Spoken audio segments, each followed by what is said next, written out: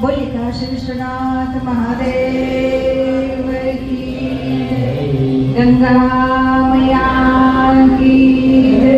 जगत गुरु शंकर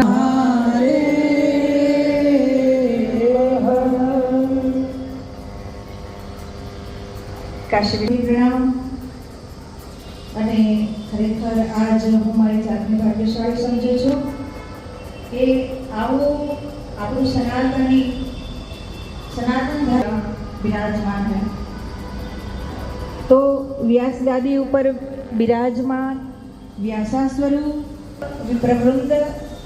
उपस्थित वाद्यवृंद અને આપ સર્વે શ્રોતાનુગણો કે જેમના હૃદય કમળમાં દેવાધિદેવ મહાત્મા વિરાજમાન છે એવા મહાદેવજીના ચરણોમાં પુનઃ પ્રણામ કરી અને અમારે પોતાના ત્રિશૂલ ઉપર કાયમ આ કાશી નગરીને સ્થિર કરીને રાખી છે। અને આપ પણ ખૂબ ભાગ્યશાળી છો, આવા પ્રખર વક્તાના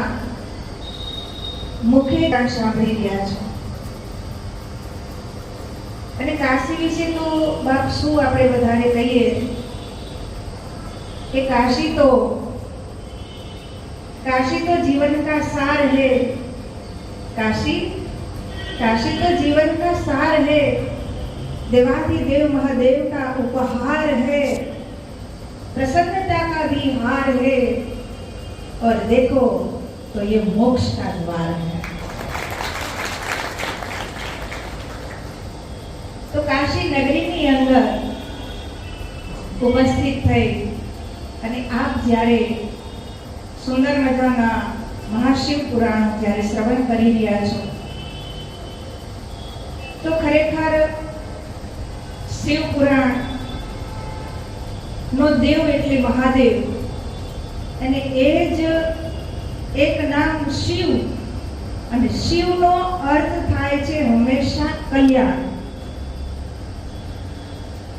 तो हमेशा कल्याण जेवी भावना छे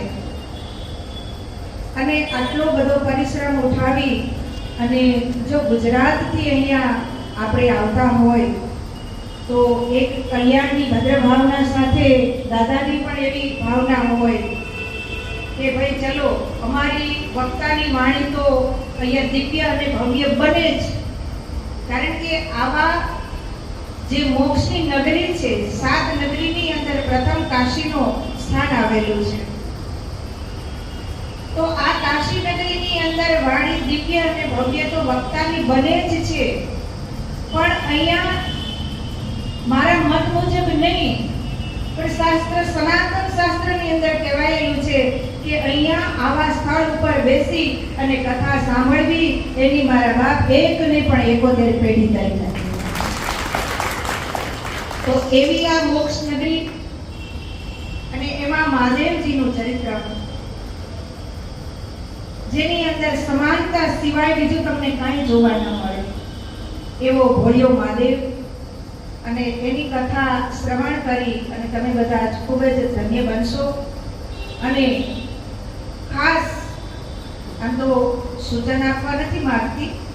પણ માથે ભગવો છે એટલે સાધુતાની દ્રષ્ટિએ, કારણ કે આધ્યાત્મિક માર્ગે જ્યારે તમે આગળ વધ્યા છો અને આવા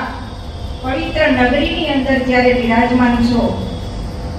તો એટલું કહીશ કે જ્યાં સુધી આપણે મહાશિવપુરાણના સાનિધ્યમાં હોય ત્યાં સુધી ઘરની તમામ ચિંતા છોડી અને શ્રવણ કરવું, ખાસ કરી નિંદાનો ત્યાગ કરવો અને થોડું ઘણું કદાચ કષ્ટ પડ્યું હોય તો એને 7 દિવસ કે 9 દિવસ જે હોય એ પ્રમાણે થોડું સહન કરી લેવું જોઈએ।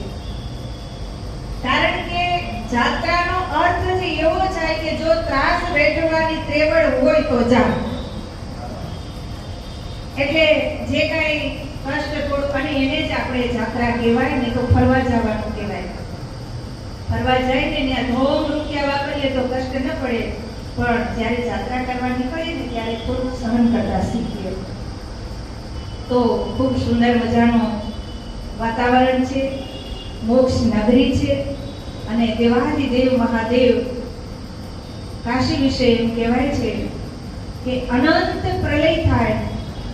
અને ત્યારે આ સારી પૃથ્વી એ જળમગ્ન બની સમયે દેવાધિદેવ મહાદેવ પોતાના ત્રિશૂલ ઉપર આકાશી અમર છે. દેવાધિદેવ મહાદેવની સાથે પ્રલય કાળની અંદર ક્યારેય કાશી એ પાણીની અંદર ગરકાવ થતી